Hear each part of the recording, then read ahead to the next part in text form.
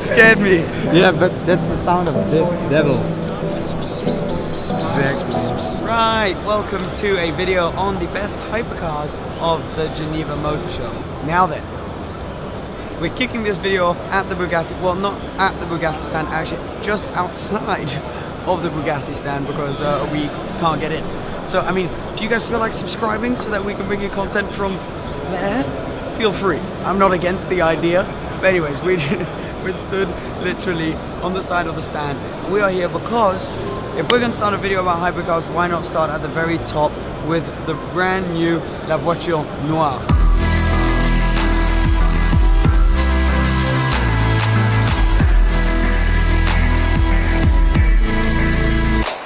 Which means the black car, which, you know, fairly self-explanatory which one that is. It is that car right there. But before we get to that, if we just spin this way, you're going to see a limited edition Bugatti Chiron with lots of French touches on that. That is a car that they have released also very recently, full carbon finish, limited numbers, a Devo as well. Again, you guys already know about that car. It was launched at Pebble Beach, and I'm sure you have seen a lot of videos on that, so I'm not going to bore you about that. But as a stand as a whole, these three cars are an awesome lineup, and the person who bought that, singular person because there's only one in the world, it's a one-off, probably has both of those as well. I imagine that's what you need to qualify. But the La Voiture Noire is a 16.4 million euro, 16.42 million euro one-off car. And it's basically, the story is that back in the day, Bugatti made the Atlantic, which is one of the most valuable cars in the world right now. I believe one got lost in transit to Belgium, I think it was. Completely lost, no one knows where it is. One burnt down and there are two left. And if they were to go up for sale, they would be like borderline double of what a 250 GTO is in terms of value. So you know how crazy those are. So one is lost. And to commemorate that, Bugatti made this one-off behind to replace the missing Atlantic. That is why this car is born. It's got a slightly longer wheelbase, but apart from that, it's very Chiron-esque. And we're gonna kick off the hypercar video with that. Let's go to the next one now. Bye.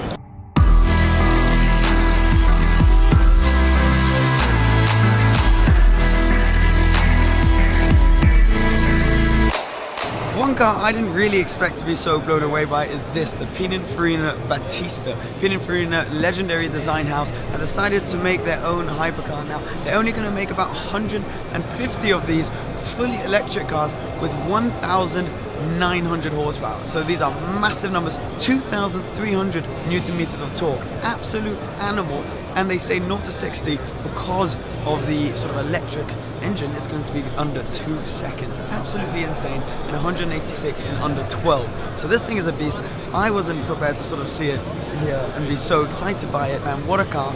Absolutely gorgeous. Is that Pininfarina do design better than sort of anyone else. They've designed countless Ferraris, so many absolutely legendary cars, and for them now to embark on this journey, when you're making 150, I think 75 are already sold, is fantastic. So, you know, good for them, and I hope they do really well. I think it's a great looking car with amazing power figures, and I can't wait to hopefully see some on the road and see some people driving them.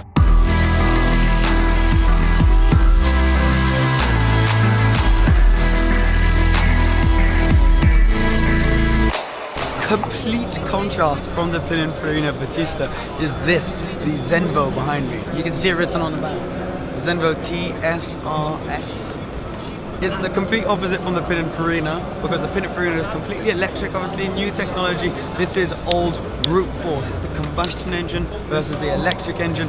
This thing is a twin supercharged V8. It has 1,177 brake horsepower, over 1,000 Newton meters of torque, and will do 0 to 60 in just over 2 seconds. So it's very, very rapid. Loads of aerodynamics on this car, which means that it goes over 200 miles an hour, 202 miles an hour, but considering the amount of power it has, that's not a huge amount. It's just because of that huge rear wing you can see and all the aerodynamics behind it. The rear wing is actually relevant because it will adjust to your steering angle and when you brake, so it's very, very, I mean, there's a lot of active rear wings, but this is like next, it's very active. This is like a proper like sports ready rear wing, it's ready to go. So this is a cool hypercar. I think it looks awesome in this color. Never really seen them on the road, but it's just cool to compare how Pininfarina have gone about it and how Zenvo are doing it now.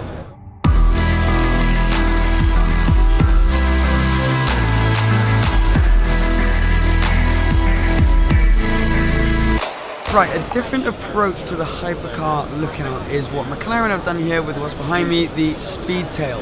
Now, instead of going just for outright track performance speed, they've decided to go for a bit of a long cruiser, really rare car with just a bunch of power as well. This is a hybrid, I guess we'd call it, one of these new generation of hybrid hypercars. So it has the usual twin turbocharged V8 that you see in like the 720S. It's a derived version of that, but it's coupled with an electric engine, which gives it a total of over 1100 brake horsepower. Now this is more inspired by the McLaren F1 than any of the past McLarens we have seen. Now the legendary McLaren F1 is a number that was made and there were about 106 units. Therefore, there will be about 106 units of this Speedtail being made behind me. All are extremely expensive. We're not really going to talk money in these because once you're at hypercar level, I think it's pretty irrelevant. Most of the people who buy one of these has most of the other cars we're putting in this video. Anyways, they don't really care about the price. But I find this interesting because it's such a different way of doing the hypercar sort of thing. They haven't gone for track performance, they've gone more historical, kind of like what we saw with the Bugatti.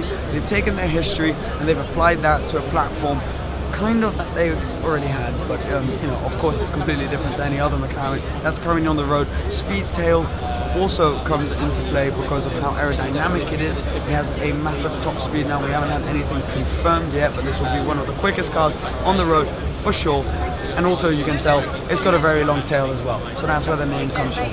This is one of my favorite hypercars that we're seeing at the motor show today, and the one that I find to be the most classy.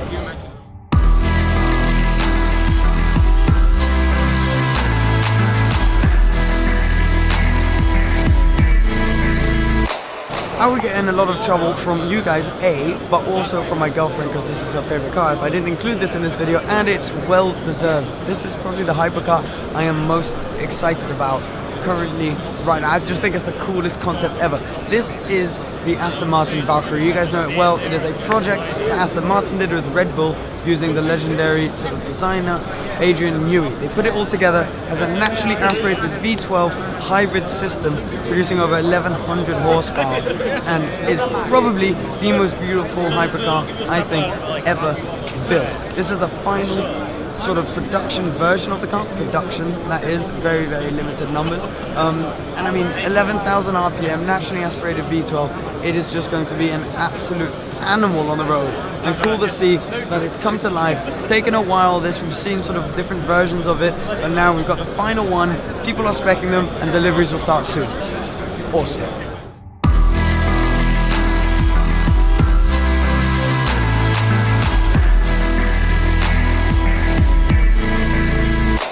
I remember the time where £1 million would buy you any hypercar. A Bugatti was just under £1 million and that seemed insane, right? Whereas now, for the price of this behind me, you could buy all three of the hypercar trio. That's £3 million. And that seems completely normal in this hypercar video, which is mind-bending. But it's worth that money because what Koenigsegg have done here with their brand new Koenigsegg Yurko,